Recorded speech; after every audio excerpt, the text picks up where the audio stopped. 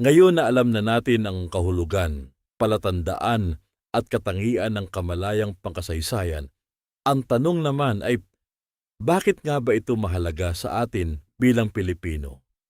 Una, nakakatulong ito sa pagbuo ng ating pagkakakilanlan.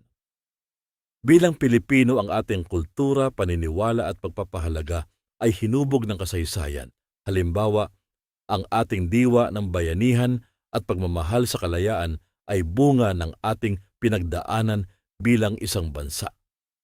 Pangalawa, tinutulungan tayo nitong maiwasan ang pag-uulit ng mga pagkakamali ng nakaraan.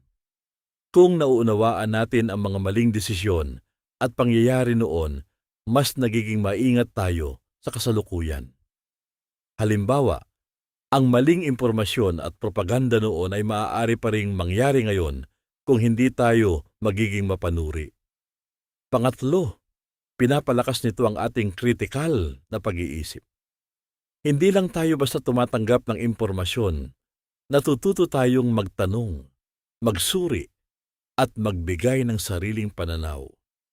At higit sa lahat, ginagawa tayong responsabling mamamayan ng kamalayang pangkasaysayan. Ang pag-unawa sa kasaysayan ay nagbibigay sa atin ng gabay sa paggawa ng desisyon para sa bayan. Dahil ang kinabukasan ng Pilipinas ay nakasalalay sa kung paano natin nauunawaan ang ating nakaraan. Ang kasaysayan ay hindi lang kwento ng nakaraan, ito ay salamin ng ating pagkatao bilang Pilipino. Kung may kamalayang pangkasaysayan tayo, mas naiintindihan natin kung sino tayo at kung saan tayo patungo. Ngayon na napag-usapan na natin ang kamalayang pangkasaysayan, sandali muna tayong huminto at mag-isip. Hindi lang ito tungkol sa kaalaman, kundi sa kung paano natin ito inuugnay sa sarili nating buhay. Tanungin mo ang sarili mo, paano nakakaapekto ang kasaysayan sa buhay ko ngayon?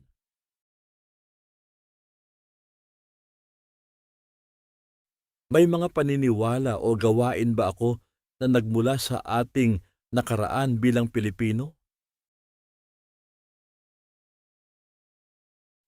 Kapag nakakakita ako ng impormasyon tungkol sa kasaysayan online, mapanuri ba ako o basta na lang naniniwala?